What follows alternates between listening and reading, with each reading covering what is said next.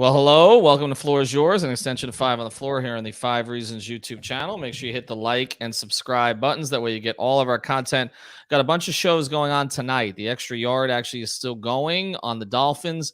More Floor is Yours, hosted by Gad with Twan and Marco, and Brian Fonseca is going to be on there today as well. They're going to start at 9 o'clock today, so right after we finish. Also, the Fight Show 5 Rounds with Alex Dono and his crew was on at 6 o'clock, and Dono Daily went earlier today. So we've had a ton of live streams. Also, we had a Marlins stream for Man on Second, previewing the baseball season, and also In the Box on the Panthers was on last night. So make sure that you don't miss anything. Make sure you're hitting the like and subscribe button. We're going to tell you about our sponsors. Oh, yes, Formula One as well, hitting the apex. All right, we're going to tell you about our sponsors here. Before we go forward, we got 3 of us here tonight, Alex, me, and Greg, just the 3 of us and your questions. That's all we're doing tonight here on the show. I've got some topics that I want to get to, but I'm kind of surprising the guys with it. Do want to tell you about our sponsor, Water Cleanup of Florida. You can find them at watercleanupflorida.com. If you're a South Florida property owner with an insurance claim, you're dealing with water, mold, or fire damage, you got to find a reputable, fully licensed, insured, and certified contractor. Our guys, Michael and company, they are the ones you need to reach out to. Water Cleanup of Florida, there for you 24 hours a day. When a disaster strikes in your home or business, you need specialized, fast, and reliable services. Look at the job they did fixing the heat a couple of weeks ago. Well, actually, we mentioned that they would.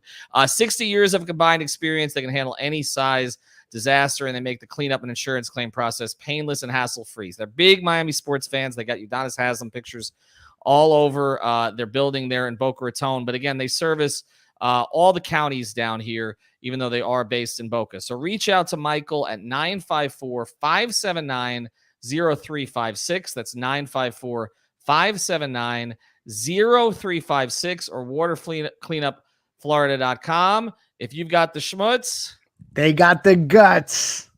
All right. And we do appreciate Water Cleanup is also going to be sponsoring episodes of the Jeff DeForest show here on the channel going forward as well. So Michael and his crew are doing that. All right, as I mentioned, I got Alex and I got Greg. We're going to take your questions tonight. We obviously are monitoring things that are going on. The Heat are waiting to see that they may actually have the number 1 seed at the end of the night. I don't want to jinx it, but basically they needed 2 things to happen. The Bucks to win. Celtics aren't playing Jason Tatum tonight, so that certainly helps. The Bucks look like they will win. They also need a Toronto win. Toronto rested some players tonight, but they're after a bad start. They're hanging with Philadelphia. It's basically a 1-possession game at the end of the first half. So maybe we'll get a little bit more feedback on that before it ends. And certainly on Gad's show, they'll have an idea what's going on. But look, the regular season isn't over, but we want to take an opportunity to do this. We're going to do some team awards tonight. We're not going to do the usual stuff. We know who the 6th man of the year of the Heat is, right? Well, we know who it is in the league, even if John Hollinger hasn't figured it out. But we're going to do some stuff very specific, and I'm not going to give these guys a lot of time. You got 30 seconds at most to come to a conclusion, okay? So that was about as much time as you gave us to know what the topic was going to be tonight. That's how we roll on Floor is Yours, okay? There's no prep on this show. You ready? Let's go. Who wants to go first? Alex, Greg? Since Alex just jumped in, I'll let Greg go first, okay? But then Alex has to jump in after this. The best value contract on the Miami Heat this year was... Oh, gosh. Bear with me here. You got 22 seconds. Can I buzz in like a game show? No, you got to give him his 30. Then you can buzz in. Tyler Hero. That's a good answer. I was not expecting that. Alex, the best value contract on the Miami Heat this year was? The first thing that came up in my head was Caleb Martin, just because he was a 2-way, before they signed him on as a regular deal. And for everything he's given them, it's hard to argue. But Tyler's a good answer. I wasn't even thinking of like him. I was just thinking of like the undrafted guys and all that. Yeah. I was just coming outside the box. Oh, it's a good answer. It's a good answer. As good as he is on your rookie contract, that's value. That is a very good answer. To me, I thought it was going to come down to Max or Caleb. I almost blurted out Max. Well, Max becoming a starter at the end of the season may tilt it a little bit his direction. So that might be my lean. But Tyler Hero is not a bad answer to go with there. All right. The best defensive player on the team this year other than Jimmy or Bam was? Alex, you go first. This is an easy one. PJ Tucker. I mean, honestly, maybe Caleb could get in the running here, Don't do but that. it's hard to take him over PJ. Greg? It's a no-brainer. I mean, I know PJ's had a couple rough months, but we're not going to do this thing where we forget what he did and how connected he kept the groups early on. There's just, it's no debate, PJ Tucker. All right. The next one that we're going to go to this year. What's up with these comments, man? No, well, we're going to get to some of the comments. We're PJ's gonna get too to some small of to the comments. guard bigs. That's the whole reason they got him is to guard bigs, is because he can do that. That's what we're going to get to. PJ fell off. All right. We'll get a little bit of that tonight. We'll read some of the comments. All right. Let's go with this one. Duncan Robinson this season. I know there's been a lot of controversy about Duncan this year. Duncan Robinson this year, evaluate the way he handled, again, some of this is just not just picking an award, the way he handled his situation this year on a scale of 1 to 10. Greg, go first. The way he handled it? The way he handled it and how where he is right now. I mean, I would say 8.5, 9. He handled it really well. It's just the results are not necessarily what we would have hoped for. I just think that you wanted more from him, and that's what you paid him to do, is to do more consistently. But the way he's handled it in terms of his role changing and kind of going along with what's best for the team, I feel like he's done a really good job and been transparent about some of the struggles and what it does to him mentally. So to me, hats off to him with the way that he handles it, leading with the chin. But it's just, obviously it's grading on a scale of not to expectations, unfortunately. Alex? I mean, it's hard to disagree that he's handled it well. I think he has. I think he's handled it pretty gracefully in general. I don't know. I think he got kind of put in a tough spot because he got paid for how much they needed him over the past 2 seasons. It turns out they didn't need him as much this year. I mean, we've been clamoring the whole season for all of them to kind of run different stuff. And ever since they threw Max into the starting lineup, Duncan off the bench, there's been a lot more balance, a lot more variety. But at the end of the day, I had to throw one in here. They were the number 1 seed for most of the season with Duncan Robinson in the starting lineup and getting a good amount of minutes, just because they're not using him to the same level. And, he got the big contract at the same time that they added these other guys. So at the same time that he's getting paid, he's getting put down and going lower on the team hierarchy. So I just think it's tough for him to live up to, being the 4th highest paid player on the team, when at this point he's just kind of like a damn good rotation player to have. But when you look at it, is he playing that much less than he was before? I still think he's a really good player off the bench, All right, here's another one for you guys. And again, we're going to evaluate some of the good stuff that they did this season. Bigger disappointment for you, Alex, that Bam did not try to become a long-range shooter this year. He talked about before the season, he said, I'm going to take 1 3 per game. Has he taken 1 all season? I'm not sure. Or Jimmy down the stretch of games. What was a bigger disappointment for you this year?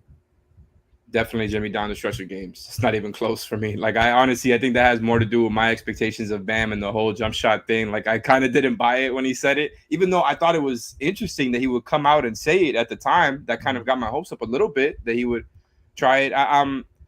That's something that I think is going to be something that he develops down the line. It could, for all I know, it could be, something he works on a lot this summer, but it's just not a part of his game yet. And the Jimmy thing, they lost too many games because of bad crunch time execution. It's not all on Jimmy, but he just holds the weight of that because he's the one that gets the ball in his hands the most, and they give him the most trust. I just think they've kind of figured out some of those problems, and I think they realize some of the variety they have now. I think they kind of went away from some of those things. So Jimmy's my answer. Greg? Jimmy's the obvious answer, but I do think it's super funny if you go look at Bam's if you look at his statistics this year, go to any website, his 3-point shooting for the attempts, it says 0.1. Literally.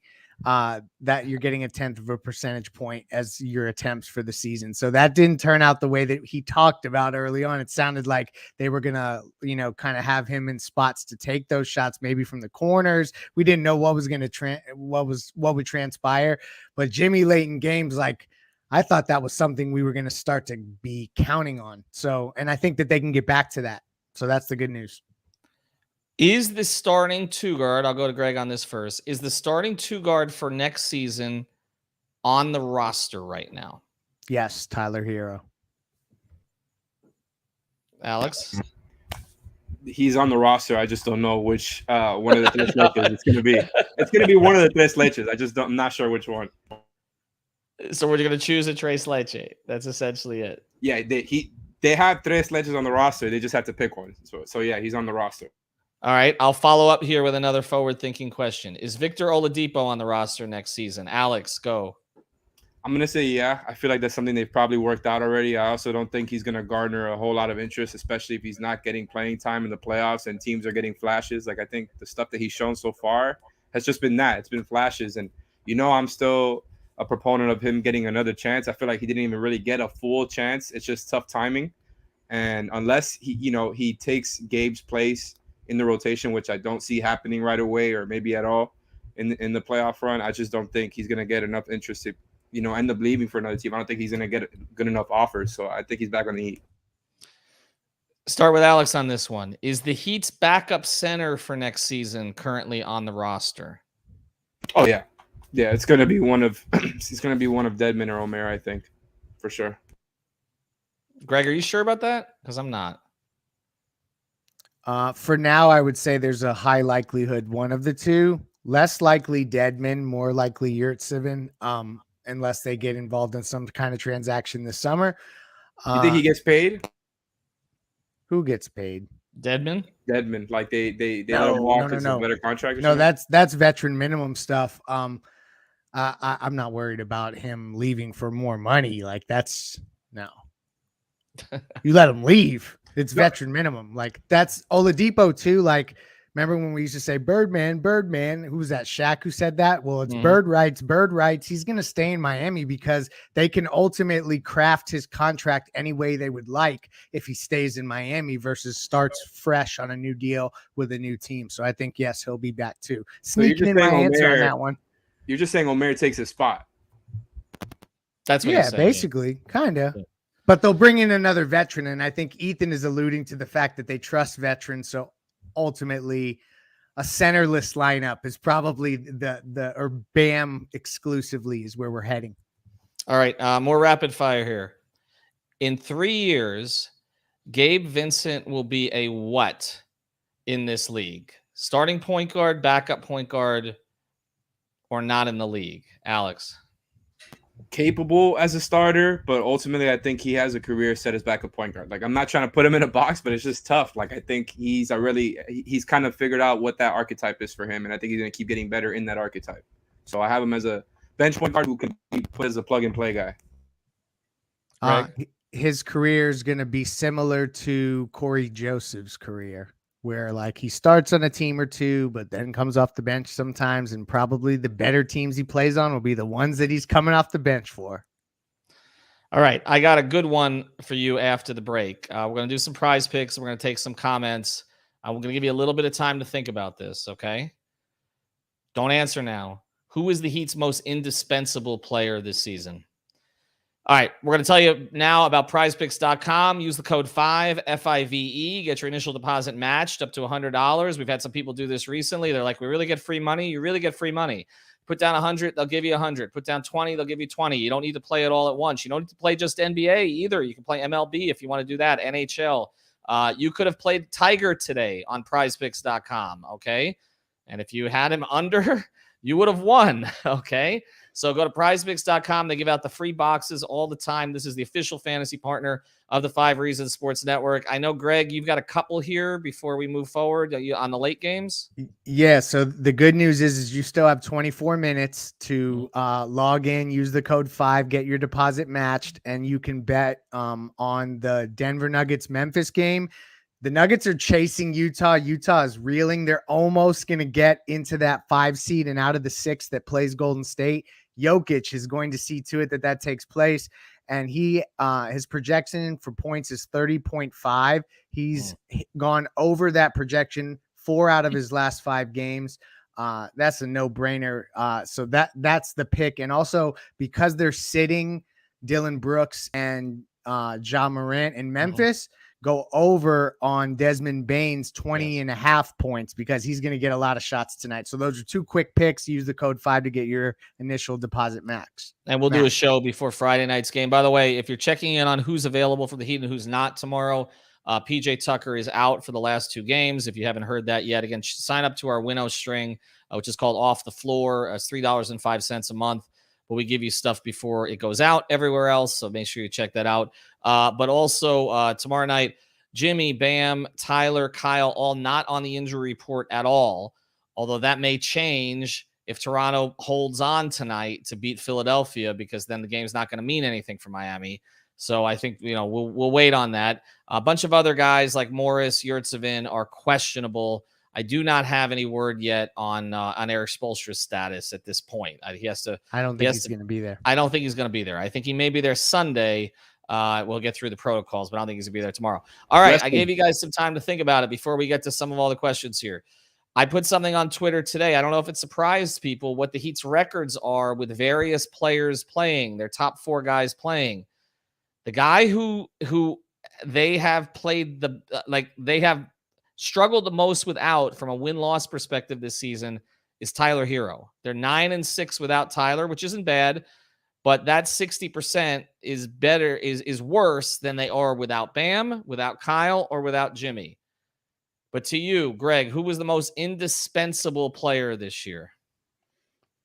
I understand the Tyler Hero pick, and I'm almost there. So this is almost like a tie, but I'm going in a different direction because it's not going to be interesting if I just agree. So I'm saying Bam, and that's because, to put in context that he's averaging 19 a game now, double-digit rebounds, and still gets 3 assists. So he's still, getting assists like shooting guards do, and all the stuff he does defensively.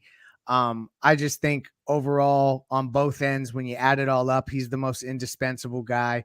And also, when you think about big threes, and then I'll shut up on this. When you got 2 guys averaging 21 and another guy at 19, that's similar to what most big threes are getting. I think it's just interesting to see how those 3 guys have kind of really leveled up this season, particularly Tyler and Bam. Most indispensable. Duncan? No, I'm kidding. I also want to say Bam. I was thinking about it there when Leif said Bam, if I should go ahead and pick the different answer for the show, but I can't do it. Yesterday on the show, I said that Jimmy is still their best player. But I think when you put it like that, when you frame it as most indispensable, it's hard to not say Bam for everything he's responsible for on defense. Also, we've seen that this team can be good if you just take one of the guys out. They can hold up in the regular season. So it's really hard to just pick one guy. But I think when you look at everything Bam is responsible for on defense, even though he's not as responsible for as much playmaking as he has been the last 2 seasons, he's still responsible for a lot on offense, even though we constantly want more. Giving you 19 a game, the 3 assists, he's always an elite rim threat. He's going to give you the 18, 19 a game pretty much guaranteed at this point. And that's obviously, I think, gotten better over the past couple of months. I just think he is on that road to becoming the Heat's best player very soon. But what he does right now, he is their most indispensable player. Nobody else can do what he does. Not even close. So will you agree then, because I see this coming in on the comments, because I am taking a look at him here. Do you agree then that he's the most indispensable player in the playoffs? In other words, if we were to say we get word that one guy on the Heat is going to miss a series, okay, or more. Let's go back to the 2012 playoffs when Chris Bosh got hurt, and we didn't know when he was coming back, right? Who is the one guy, if he gets hurt, you guys are both like, okay, it's over. They're not getting to the finals this year. Jimmy. See, this is the beauty of this team.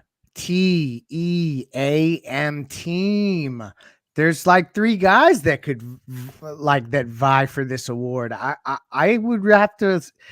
It's tough to say that if Jimmy Butler was done for the rest of the playoffs, that we're all going to say, okay, they can still make a run. I know that they did that stuff in the regular season, but is that really realistic? I don't think so. But you take away Bam, no. You take away Tyler, it's likely not going to happen either. So I think that they all equally. So then when I go back to the defensive end, there's my tiebreaker. I'm going Bam again. I think it's Jimmy. I don't think to me they need what Jimmy can provide in the playoffs. Not locked in, not stupidly locked in, Jimmy, like last year, but Jimmy playing at a high level because smartly locked in. Yeah, partly intelligently locked in, something locked in. That's because true. because even if you're not comfortable with some of the stuff he's done down the stretch this year, it's like you need me behind that wall, right? Yeah. Like a few good men. I mean, He has I feel like takeover without value Jimmy too, Ethan. You're right. Yeah, I feel like they need. All right, more stuff projecting forward, and then we're gonna get some comments here. Again, subscribe to our Off the Floor feed here. I'm with you, Jock. I think they need Jimmy playing at a high level in the postseason, or they're not going anywhere. I'm gonna revisit a question that I asked you guys a little bit earlier. This is outside of the Heat, but now that we're close to the end here, the guy in the East that scares you the most is Giannis. If Giannis were on the Heat, this is what I would be hope trafficking. I would be saying, you all are watching the next greatest player in the league that's taking over the league. This is his league now. Nobody can stop him. This is, unfortunately, you're in the Giannis era. Like that would be what I would be pitching. So it's hard to not say Giannis Antetokounmpo. He's my MVP, by the way, this year. I've got him slightly ahead of Jokic and both of them ahead of Embiid. Is it Giannis for you, or are we having the Durant fit still here? This is a really tough one actually, because I think when you're talking about Heat matchup, it becomes a little bit different because and look, that's a good point by the way by Manny, because he's the one guy. Jokic is the one guy who I haven't seen Bam been able to kind of figure out. Right. So I get that. That means they're in the finals. Great. Exactly. So don't even exactly. They're fine. No, but really, what do you call it? I think Giannis is the best player in the league, and I have a lot of respect for KD, Jokic, Steph, and what they're doing. Well, I don't have as much respect for Jokic as the other guys. I'm gonna just say that. But, as far as who is the biggest problem, Durant is a bigger problem, I think, for the Heat because you can't throw. As much as I love PJ, I think it actually does better on a guy like Giannis than a guy like KD, because as much as he loves to play physical on KD and really give him a hard time, all that resistance, KD can rise up, get to his spot, and rise up over him every time. It doesn't even matter if PJ is all inside his jersey. Whereas Giannis is PJ's physicality and the things that he's really good at on defense, I think plays a little bit more into what the Heat are good at. So Giannis is the better player. I think Durant is a bigger individual problem for the Heat. All right, let's get back to the Heat here for this one. Who is the player who you think is going to raise his game? We've done this pod before, but I now that we're closer again, that's going to raise his game the most from his regular season play in the postseason. You can only pick one. Alex, you were late, so you have to go first. Oh, it's I'm me? stumped. Yep. Who am I predicting to raise their game the most? Raise their level. We're going to be Production. okay, this who's that? You're saying mostly production-wise, regular season, and playoffs. Production-wise, yeah. I'm gonna go Jimmy, man. I'm gonna go Jimmy. I think his game is the one that's most predicated and most predictable to be able to go up. We've seen it happen before. Not to just reference the bubble over and over, but I just think he has been waiting for this. And I thought of Kyle too because of his whole real season comment. I just don't know that it'll spike up so much. Maybe he goes from 14 points a game to 16 or 17, and that's about it, which is great. I would love that. But I think Jimmy is the guy who probably steps it up, especially now with all the spacing, all the other weapons he's got on the team. There is no excuse. I think Jimmy has to step it up another level. I would like Bam to step it up another level, but I don't know if he can do it the same as I've seen Jimmy do it in the past. I agree with Dan Mack's comment here that came in. If it's Bam, we get the ring. I think the hope is that it's Bam. I would have said Kyle before 3 weeks from now, but I think we've seen it already. I think what we've seen over the last 2 to 3 weeks, once he got himself right after coming back, from the personal issues and all that, I think this is the Kyle we're going to see. I think we want it to be Bam. I think it's going to be Tyler. Agreed. Right? I think it's going to Yep. be Tyler. So Wow, I disagree. So just to give you some context here, in 13 games in March and 3 games in April, he averaged from a field goal perspective 48 and 50%, 42.9% in March. He's shooting 59% in 3 games in April. I know, small sample sizes. Getting above his season average in rebounds both months, above his season average in assists both months. He's gearing up. He's going to do late game stuff. We remember he's going to create more moments, t-shirts. Jimmy Butler will still be leading them statistically with the 27, 7 and 7 games, but Tyler Hero's the guy who will cement himself as one of the elite scorers in the league in the playoffs in this run. Yes, Alex. I have a question for you guys. So if you're saying that he's going to step up, and I'm not talking down on Tyler here, just to be clear, what I'm asking is, do you think he steps up from the level that he's been at since the All-Star weekend? That's why. No. Just to his season averages is what his season averages. Oh, okay. But I think it's a similar debate with Lowry then, because I think we've seen Lowry has stepped up from his season averages lately as well. Let me throw this one at you. Last one, and I appreciate it. And guys, I want you all to check out Gad's stream, More Floor, which is coming on here in 3 minutes, and Manny's got to go produce that. So this is the last one here. We know that role players are critical in the playoffs, particularly at home. They tend to play better at home. So let me give you a list of these guys. You tell me who's going to make the biggest impact. Don't do it matchup by matchup. I'm talking about after the postseason. We'll be like, this is a keeper. Okay. Max, Caleb, Gabe, Duncan, and I guess those would be my primary 4, because we know kind of what PJ is going to do here. And Deadman's ceiling is capped a little bit. So those 4, you got Max, Caleb, Gabe, and you got Duncan. Greg. Oh, Max is about to just flex on him in this playoff run. It's him all day. Come on, y'all. I think they're going to keep Max, but he's not my answer. They're going to keep Max because they're going to end up trading Duncan in the summer, even if he has a strong playoff run. So as a result, I'm going to say Caleb, because I think Caleb has already proven himself this whole season, and I think he's somebody that is going to be able to fit into a lot of different matchups. So they're going to need him. So I'm going Caleb. And our friend Lynette says Caleb. She agrees with you too. Make sure you check out Insurance by Lynette, Aggressive Insurance, the sponsor of the Post Up Show.